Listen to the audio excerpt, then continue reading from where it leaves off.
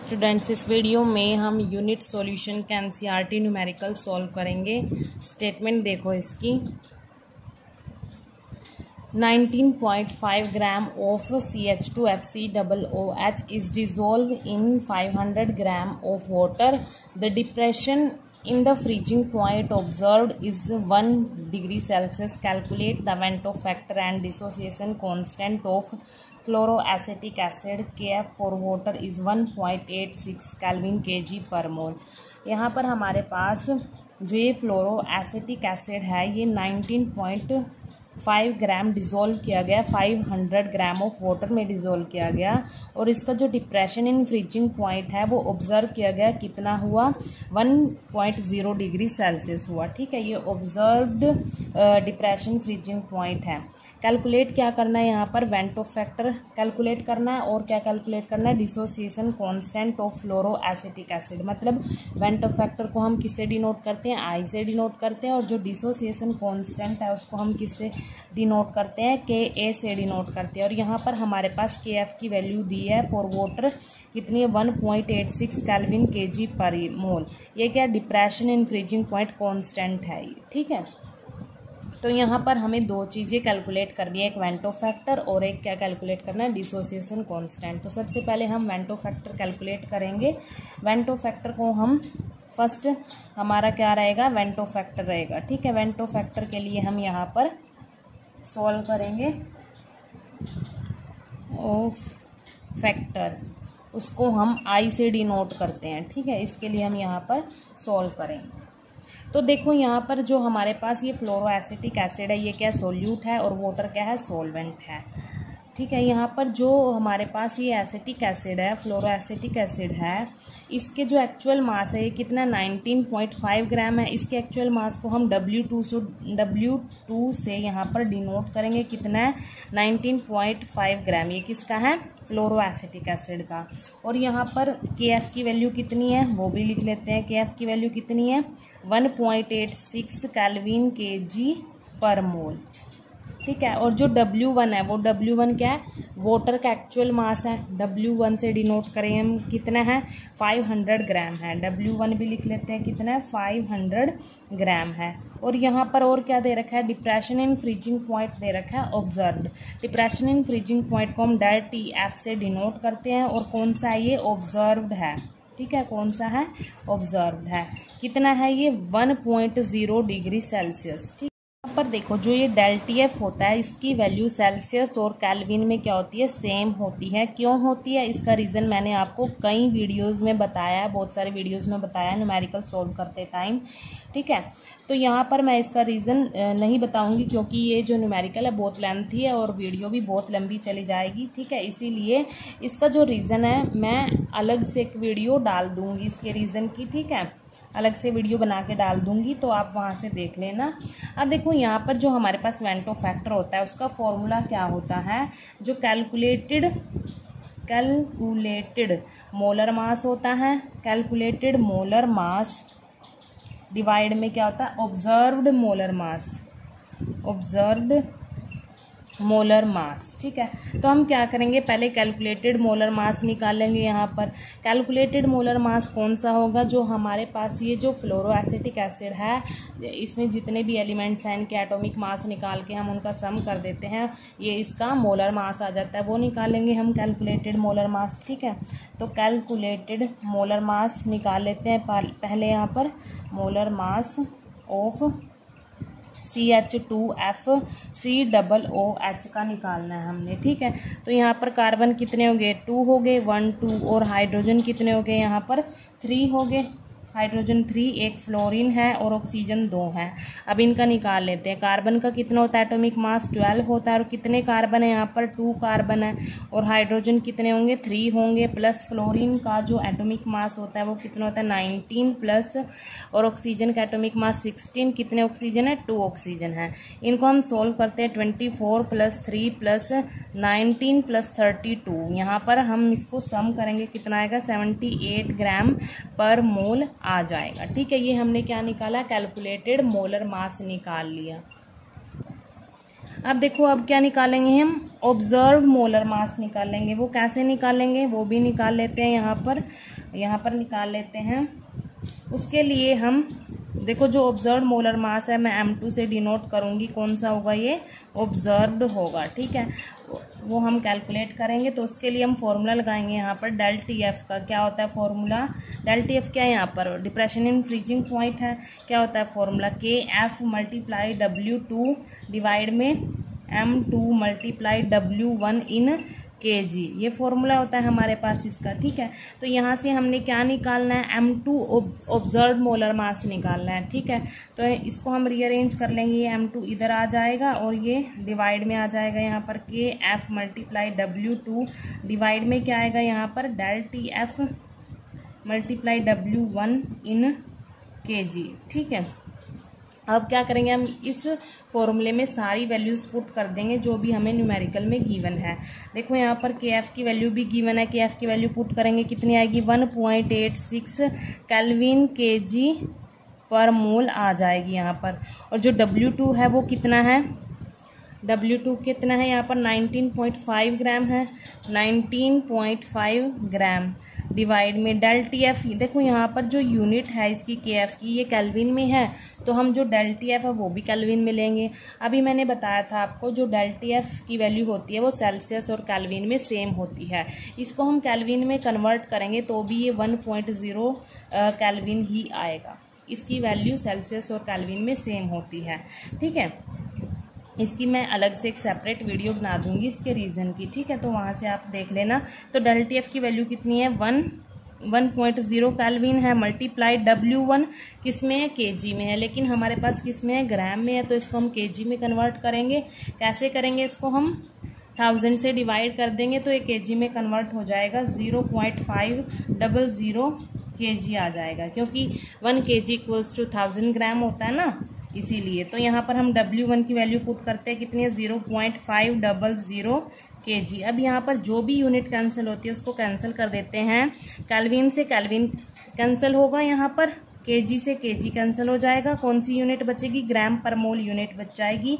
अब यहाँ पर हमारे पास जो यहाँ पर कांस्टेंट टर्म बची हैं ये सारे, इनको सॉल्व कर लेते हैं। पहले ये जो ऊपर दो कांस्टेंट टर्म है इनको हम मल्टीप्लाई करेंगे। मल्टीप्लाई करने पर देखो क्या आएगा, यहाँ पर 36.27 आ जाएगा ग्राम पर मोल, ठीक है। डिवाइड में क्या आएगा, 1 से इसको मल्टीप्लाई करेंगे तो यही आएगा 0.500, ठीक है। अब इसको हम सॉल्व कर लेते हैं, कितना आएगा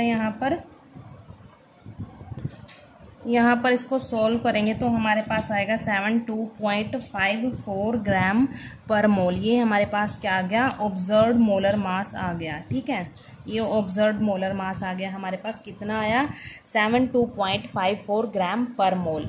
अब देखो हमने कैलकुलेटेड मोलर मास भी निकाल लिया और ऑब्जर्व्ड मोलर मास भी निकाल लिया, दोनों निकाल लिया। अब क्या करेंगे, दोनों की वैल्यूज़ को इस वेंटो फैक्टर वाले फॉर्मूले में हम पुट कर देंगे तो हमारे पास वेंटो फैक्टर की वैल्यू आ जाएगी, ठीक है। तो यहाँ पर पुट करते हैं हम। देखो मैंने यहाँ पर फॉर्मूला दोबारा लिख लिया। तो यहाँ पर हमने कैलकुलेटेड मोलर मास क्या निकाला है, 78 ग्राम पर मोल निकाला, और ऑब्जर्व्ड मोलर मास कितना आया हमारे पास, 72.54 ग्राम पर मोल आया। अब यहाँ पर यूनिट से यूनिट ये कैंसिल हो जाएगी, इनको डिवाइड करेंगे हम तो हमारे पास कितना आएगा, 1.07526 आ जाएगा यहाँ पर इसको डिवाइड करने पर, ठीक है। इसको हम देखो यहाँ पर जो ये डिजिट है ये 5 से बड़ा है तो उससे नेक्स्ट वाले डिजिट में हम 1 ऐड कर देते हैं। तो यहाँ पर 1 ऐड करेंगे तो कितना आएगा, 1.0753 आ जाएगा। ये हमारे पास वेंटो फैक्टर की वैल्यू आ गई, ठीक है। तो न्यूमेरिकल में जो हमारे पास दो वैल्यूज़ पूछी थी वेंटो फैक्टर की और डिसोसिएशन कांस्टेंट की वैल्यू पूछी थी, तो हमने एक तो निकाल ली वेंटो फैक्टर की। अब हम किसकी निकालेंगे, डिसोसिएशन कांस्टेंट की वैल्यू निकालेंगे, ठीक है। तो हमने क्या सॉल्व करा अभी तक, वेंटो फैक्टर सॉल्व करा। अब देखो यहाँ पर अब हम सेकंड पार्ट सॉल्व करेंगे। इसका जो डिसोसिएशन कांस्टेंट है वो निकालेंगे, डिसोसिएशन कांस्टेंट, उसको हम डिनोट करते हैं KA से। ये फाइंड आउट करना है हमने, हमारा मेन जो फाइंड आउट करना है, हमने क्या करना है, डिसोसिएशन कांस्टेंट सेकंड पार्ट में, ठीक है। तो अब देखो क्या करेंगे, यहाँ पर देखो हम क्या करेंगे, यहाँ पर अल्फ़ा को डिग्री ऑफ डिसोसिएशन ले लेते हैं। If alpha is the degree of dissociation, degree of dissociation, ठीक है। मान लो जो हमारे पास ये फ्लोरो एसिटिक एसिड था, इसको हम वाटर में डालते हैं तो क्या होगा, वाटर में डालने से डिसोसिएट हो जाएगा आयंस में, ठीक है। तो इसकी इक्वेशन लिख लेते हैं हम यहाँ पर CH2FCOOH, और ये डिसोसिएट होगा आयंस में CH2FCOO नेगेटिव में और H पॉजिटिव में ये डिसोसिएट हो जाएगा, ठीक है। अब देखो यहाँ पर मान लो हमारे पास जो इसकी इनिशियल कंसंट्रेशन होगी वो क्या होगी, इनिशियल कंसंट्रेशन मान लो 1 मोल है, इसकी जो इनिशियल कंसंट्रेशन होगी 1 मोल की मान लो C होगी, ठीक है, 1 मोल की। अब बिल्कुल स्टार्टिंग में जब ये वाटर में डाला ही है तो ये डिसोसिएट नहीं होगा, बिल्कुल स्टार्टिंग में तो ये डिसोसिएट नहीं होगा। तो यहाँ पर ये आयंस की कंसंट्रेशन भी 0 होगी, ठीक है। अब मान लो हमारे पास अल्फ़ा, मान लो ये जो 1 मोल की कंसंट्रेशन C है, इसमें से अल्फ़ा मोल्स डिसोसिएट हो गए ऑफ कंसंट्रेशन C, ठीक है। तो यहाँ पर आफ्टर डिसोसिएशन कंसंट्रेशन कितनी होगी, आफ्टर डिसोसिएशन कंसंट्रेशन कितनी होगी यहाँ पर, देखो मैंने अभी बोला कि जो ये 1 मोल है ऑफ कंसंट्रेशन C, इसमें से alpha mole of concentration C dissociate हो गए। अब देखो जितने डिसोसिएट हुए हैं उतने ही इन आयंस की कंसंट्रेशन बनेगी, ठीक है। मान लो अल्फ़ा डिसोसिएट हुए हैं और उनकी कंसंट्रेशन कितनी है, C है, तो अल्फ़ा C डिसोसिएट हो गए। तो यहाँ पर इस आयंस के भी कितनी कंसंट्रेशन होगी, अल्फ़ा C होगी, और इसकी भी कितनी होगी, अल्फ़ा C होगी। अब यहाँ पर आफ्टर डिसोसिएशन के बाद यहाँ पर कितनी कंसंट्रेशन बची, देखो कैसे निकाल लेंगे, वो जो हमारे पास इनिशियल कंसंट्रेशन थी 1 मोल की, उसमें से हम क्या माइनस करेंगे, जो हमारे पास डिसोसिएट हुए हैं ना मोल्स, उनकी कंसंट्रेशन को हम माइनस कर देंगे। अल्फ़ा डिसोसिएट हुए थे तो अल्फ़ा C उनकी कंसंट्रेशन थी, तो हमने ये माइनस कर दिया, ठीक है। तो इनिशियल में से जितने भी डिसोसिएट हुए हैं उनकी कंसंट्रेशन को मैंने यहाँ पर माइनस कर दिया, तो यहाँ पर हमारे पास ये मोल्स बच गए, आफ्टर डिसोसिएशन बच गए, अनडिसोसिएटेड है यहाँ पर ये, ठीक है। इन मोल्स की कंसंट्रेशन है ये जो बच गए हैं। अब यहाँ पर C हम क्या करेंगे, कॉमन ले लेंगे, 1 माइनस अल्फ़ा हो जाएगा यहाँ पर, ठीक है। अब देखो यहाँ पर जो डिसोसिएशन कांस्टेंट है वो निकालना है हमने, उसका फॉर्मूला लिख लेते हैं। यहाँ पर क्या होता है फॉर्मूला, जो हमारे पास ये आयंस है ना प्रोडक्ट में, जो ये आयंस हैं, जो हमें ये रिजल्ट मिला डिसोसिएट हो गए आयंस में, इनकी कंसंट्रेशन का प्रोडक्ट होगा डिवाइड में रिएक्टेंट की कंसंट्रेशन होगी, ठीक है। तो यहाँ पर लिख लेते हैं, कैसे रिप्रेजेंट करते हैं इसको, CH2FCOO नेगेटिव की कंसंट्रेशन मल्टीप्लाई H पॉजिटिव की कंसंट्रेशन, ठीक है, डिवाइड में क्या आएगा, रिएक्टेंट की कंसंट्रेशन। ये हम आफ्टर डिसोसिएशन की बात कर रहे हैं, इनकी कंसंट्रेशन की। तो यहाँ पर देखो जो CH2FCOO नेगेटिव है, इसकी कंसंट्रेशन कितनी है, अल्फ़ा C है, और H पॉजिटिव की कितनी है, अल्फ़ा C है, डिवाइड में इसकी कंसंट्रेशन कितनी है, C1 minus alpha, C1 minus alpha, C से एक C कैंसिल हो जाएगा, यहाँ पर क्या बचेगा, alpha square C1 minus alpha बचेगा, ठीक है।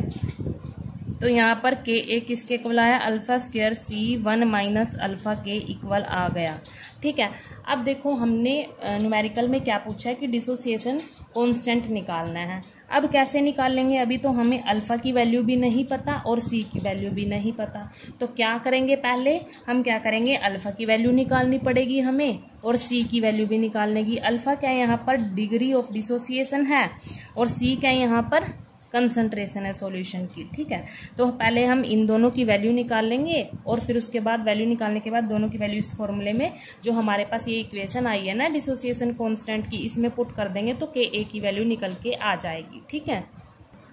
तो हम यहाँ पर पहले अल्फ़ा की वैल्यू निकालने के लिए इस इक्वेशन को दोबारा लिखेंगे। जब हम फ्लोरो एसिटिक एसिड को वाटर में डालते हैं तो वो आयंस में डिसोसिएट हो जाता है, तो इस इक्वेशन को हम दोबारा लिखेंगे, ठीक है।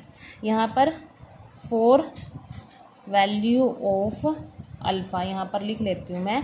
तो इस इक्वेशन को हम दोबारा लिखेंगे, क्या थी इक्वेशन, CH2FCOOH को जैसे ही वाटर में डालते हैं तो ये आयंस में डिसोसिएट हो जाता है CH2FCOO नेगेटिव में और H पॉजिटिव में ये डिसोसिएट हो जाता है। ठीक है, अब देखो मान लो हमारे पास जो इसके इनिशियल मोल थे वो कितने हैं, बिल्कुल स्टार्टिंग में हम इसके मोल लेके चलेंगे, 1 लेके चलेंगे। ठीक है, मान लो इसका जो इस 1 मोल में से अल्फ़ा डिसोसिएट हो जाते हैं, क्या हो जाते हैं, अल्फ़ा डिसोसिएट हो जाते हैं, 1 में से अल्फ़ा डिसोसिएट हो जाते हैं।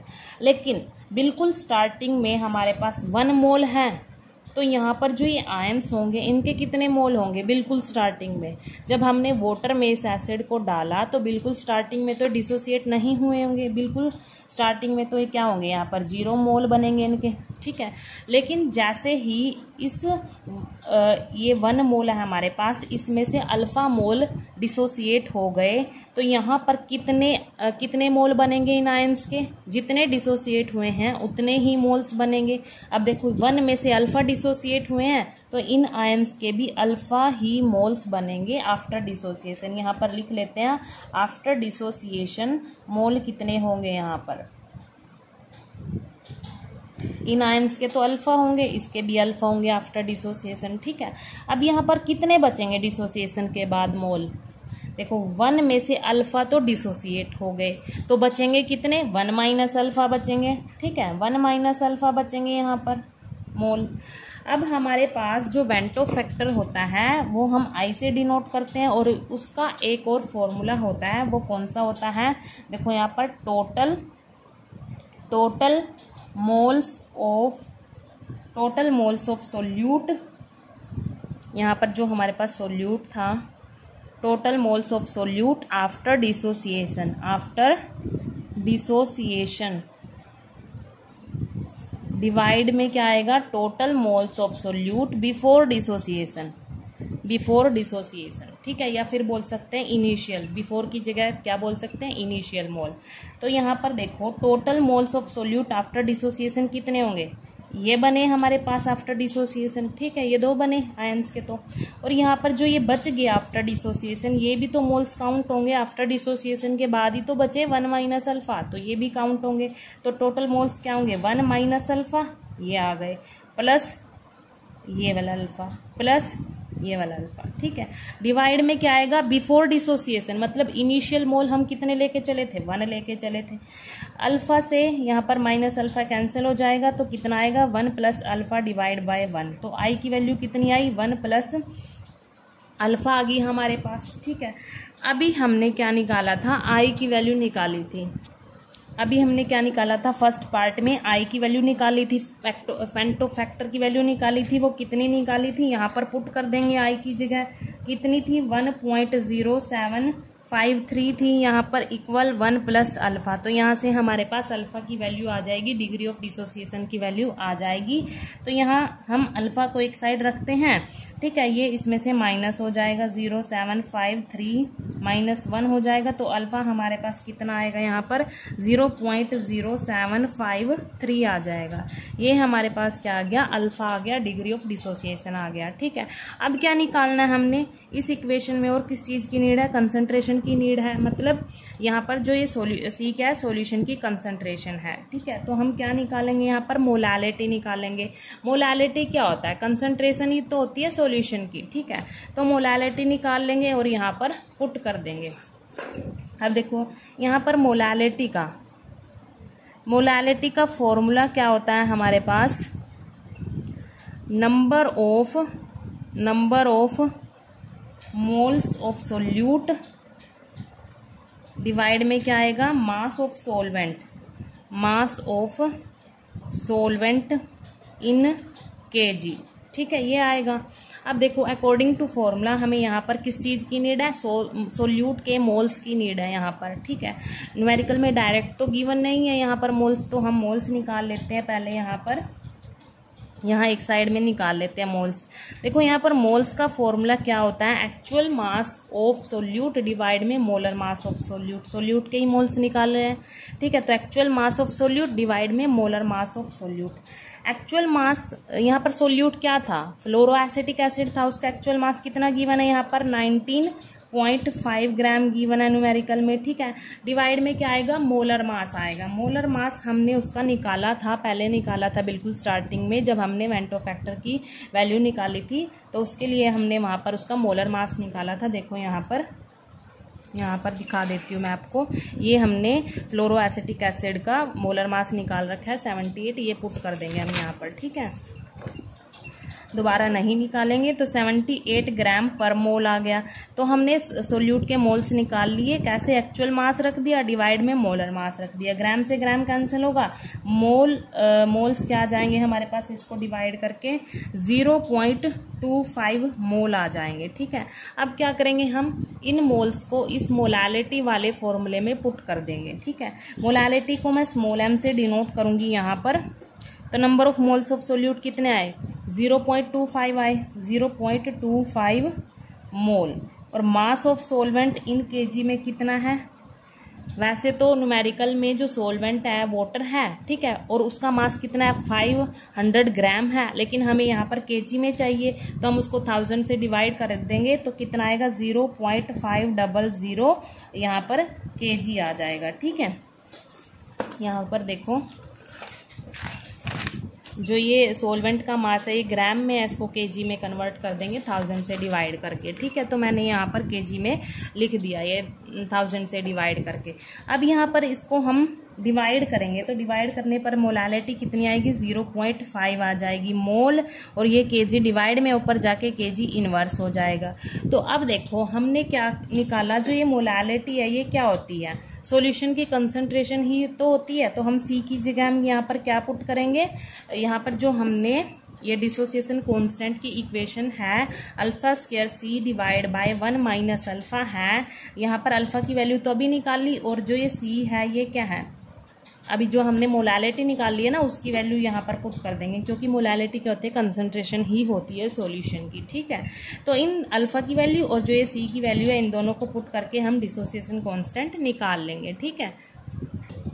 देखो यहाँ पर मैंने ये जो इक्वेशन है डिसोसिएशन कांस्टेंट की आई थी हमारे पास, ये मैंने यहाँ पर दोबारा लिख ली है। यहाँ पर आई थी ना, ये कहाँ गई वो, ये इक्वेशन आई थी कि a equals to alpha square C divide by 1 minus alpha, ठीक है। यही तो निकालना है हमने डिसोसिएशन कांस्टेंट। तो अब क्या करेंगे हम, जो हमने अल्फा की वैल्यू निकाल ली है और सी की वैल्यू निकाल ली है, मतलब मोलालिटी निकाली है, इनकी वैल्यू हम इसमें पुट कर देंगे।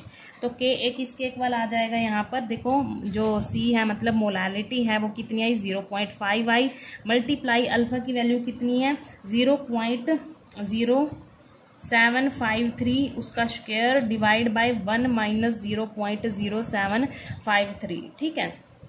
ये अल्फा की वैल्यू और ये किसकी है, सी की वैल्यू मतलब मोलालिटी, ठीक है। अब यहाँ पर हम इसको सॉल्व करेंगे। अब देखो इसका स्क्वायर करेंगे तो कितना आएगा, यहाँ पर 0.5 एज इट इज रखेंगे और इसका स्क्वायर करेंगे तो कितना आएगा 0.0056709 डिवाइड, इसमें से इसको माइनस करेंगे तो कितना आएगा 0.9247 आ जाएगा।